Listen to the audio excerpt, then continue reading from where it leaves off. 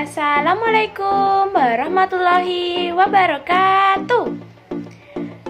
Selamat pagi anak-anak. Bagaimana kabarnya hari ini? Nah, semoga kita dalam keadaan sehat dan selalu semangat belajar.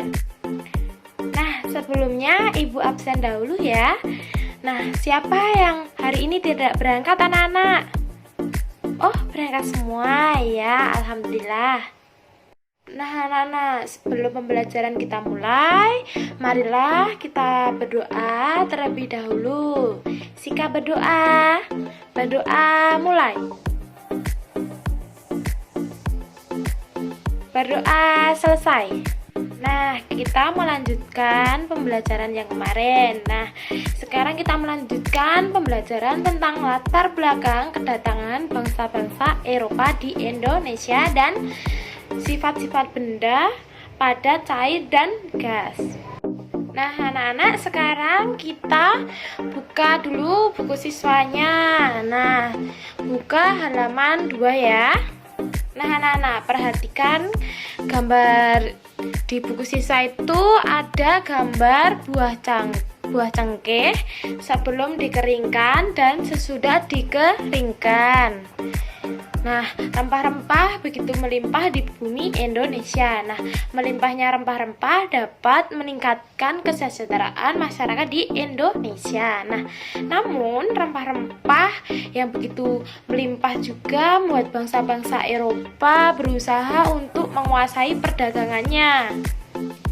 Nah anak-anak, di situ ada soal, mari kita jawab bersama ya. Nah yang pertama, mengapa bangsa Eropa berhasrat memonopoli perdagangan rempah-rempah? Jawabannya apa tadi kira-kira anak-anak? Nah jawabannya, hal ini dikarenakan harga jual rempah-rempah di Eropa pada waktu itu sangat mahal atau tinggi. Nah, soal nomor 2. Nah, seberapa tinggikah nilai ekonomis rempah-rempah di mata bangsa Eropa? Siapa yang bisa jawab? Oh ya, Mas Faiz. Ya benar jawabannya. Harga dari rempah-rempah nilainya sangat menjulang tinggi, semahal emas, sama dengan harga emas. Nah, masyarakat Eropa sangat membutuhkan rempah-rempah untuk industri obat-obatan dan bumbu masak. Nah, nomor 3. Apa hubungan rempah-rempah dan penjajahan di Indonesia? Nah, siapa yang bisa jawab? Oh, Mbak Isna ya. Apa jawabannya?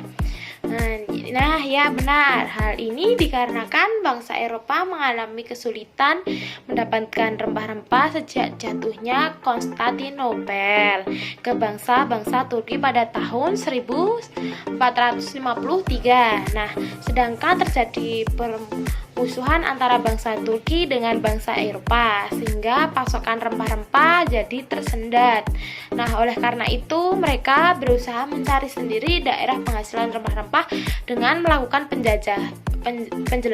penjelajahan samudra dan melakukan penjajahan terhadap negara-negara yang kaya rempah-rempah termasuk Indonesia. Nah anak-anak, sekarang apakah anak-anak tahu manfaat cengkeh itu apa? Nah, yang pertama, sebagai bumbu masak. Cengkeh digunakan dalam bentuk bunga utuh atau dalam bentuk bubuk. Nah, yang kedua, cengkeh juga dimanfaatkan oleh bangsa Cina dan Jepang sebagai dupa. Nah, yang ketiga, minyak. Cengkeh digunakan sebagai aromaterapi dan obat sakit gigi. Nah, pohon cengkeh banyak manfaatnya anak-anak sehingga menjadikan bernilai ekonomis tinggi. Oleh karena itulah cengkeh merupakan salah satu bahan rempah-rempah yang menjadi buruan bangsa-bangsa Eropa. Hal itu memicu terjadinya penjajahan di Indonesia. Nah, pada masa pemerintahan kerajaan-kerajaan Islam di Indonesia, datanglah orang-orang Eropa yang mengadakan pelayaran samudra. Nah, kedatangan orang-orang Eropa di Nusantara mula-mula disambut baik oleh bangsa Indonesia. Namun, ketika orang-orang Eropa itu berusaha menguasai Nusantara, mereka mendapatkan reaksi keras berupa perlawanan di berbagai daerah. Nah, peristiwa kedatangan bangsa Barat. Mula akhir abad ke-15, bangsa Eropa berusaha melakukan penjelajahan samudra. Nah, bangsa Eropa yang pernah melakukan penjelajahan dan penjajahan di Indonesia dimulai oleh bangsa Portugis. Nah, kapal mereka pertama kali mendarat di Maluku pada tahun 1511. Nah, berikutnya ialah bangsa Spanyol. Nah, bangsa Spanyol mendarat di Tidore, Maluku pada tahun 1521. Nah, kemudian disusul oleh bangsa Inggris dan Belanda, anak-anak. Nah, kapal-kapal Belanda pertama kali mendarat di pelabuhan Banten pada tahun 1596. Nah, anak-anak, di sini ada faktor-faktor pendorong penjelajahan samudra antara lain sebagai berikut. Yang pertama yaitu adanya keinginan mencari kekayaan, growth. Nah, kekayaan yang mereka cari terutama adalah rempah-rempah. Nah, sekitar abad ke-15 di Eropa, harga rempah-rempah sangat mahal. Nah, harga rempah-rempah semahal emas, gold. Nah, mereka sangat membutuhkan rempah-rempah untuk industri obat-obatan dan bumbu masak. Nah, selanjutnya anak-anak, yang kedua adanya keinginan menyebarkan agama, gospel. Nah, selain mencari kekayaan dan tanah jajahan, bangsa Eropa juga membawa misi khusus. Nah, misi khusus tersebut adalah menyebarkan agama kepada penduduk daerah yang dikuasainya. Nah, tugas mereka ini dianggap sebagai tugas suci yang harus dilaksanakan ke seluruh dunia dan dipelopori oleh bangsa Portugis. Nah, yang ketiga yaitu adanya keinginan mencari kejayaan atau glory. Nah, di Eropa ada suatu anggapan bahwa apabila suatu negara mempunyai banyak tanah jajahan, negara tersebut termasuk negara yang jaya atau glory. Nah, dengan adanya anggapan ini, negara-negara Eropa berlomba-lomba mencari tanah jajahan sebanyak-banyaknya.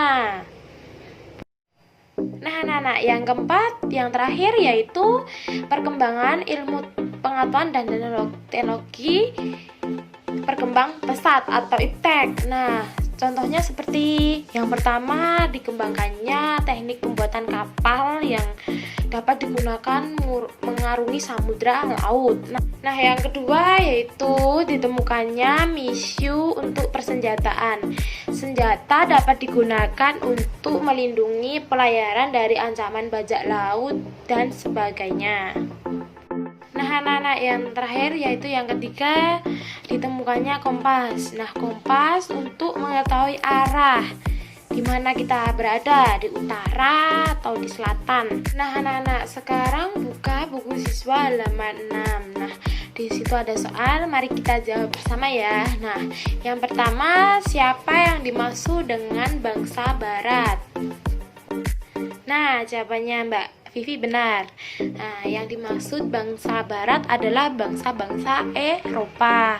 Nah, yang kedua, apa faktor yang melatar belakangi bangsa Barat melakukan penjajahan di Indonesia? Oke, benar, Mas Adha. Jawabannya yaitu ingin menguasai daerah penghasil rempah-rempah. Nah, yang ketiga, kapan bangsa Barat mulai melakukan penjelajahan samudra? Nah, pada tahun berapa, Nana? Nah, benar, pada tahun 1511. Nah, yang keempat, di mana bangsa Barat pertama kali mendarat di Indonesia? Oh ya, benar, Mbak Sylvia. di Tidore dan Maluku. Yang nomor 5, mengapa bangsa barat melakukan penjelajahan samudra? Apa jawabannya anak-anak? Oh ya, benar semua. Mencari kekayaan, God, dan menyebarkan agama, gospel, dan mencari kejayaan, glory. Nah, yang terakhir apa tadi? Perkembangan ilmu, pengetahuan dan teknologi, yaitu impact. Nah, yang terakhir, bagaimana kondisi rakyat yang mengalami penjajahan? Nah, jawabannya Mas Faiz tadi benar. Jawabannya, rakyat menderita setelah mengalami penjajahan tadi ya. Jadi rakyat menderita. Nah, anak-anak, selanjutnya, apakah anak-anak pernah mengamati benda-benda yang ada di sekitar rumah? Benda-benda yang ada di sekitar rumahnya anak-anak memiliki sifat dan wujud yang berbeda-beda. Nah, masih ingat? Apakah anak-anak masih ingat wujud-wujud benda? Nah, tahukah anak-anak cara membedakannya? Nah, salah satu cara membedakan wujud benda adalah dengan mengetahui sifat setiap benda itu. Nah, anak-anak, sekarang kita melajari tentang sifat-sifat benda. Nah, benda-benda yang ada di sekitar anak-anak digolongkan menjadi 3, yaitu benda padat, cair, dan gas. Nah, ketiganya memiliki sifat yang berbeda. Nah, mengapa kita perlu mengetahui sifat-sifat benda? Nah, salah satu manfaat mengetahui sifat-sifat benda ialah kita akan tahu cara memperlakukan benda-benda yang ada di sekitar kita. Nah, anak-anak, yang pertama yaitu benda padat. Nah, kamu pasti memiliki banyak benda-benda di sekitar rumah yang berwujud padat kan anak-anak?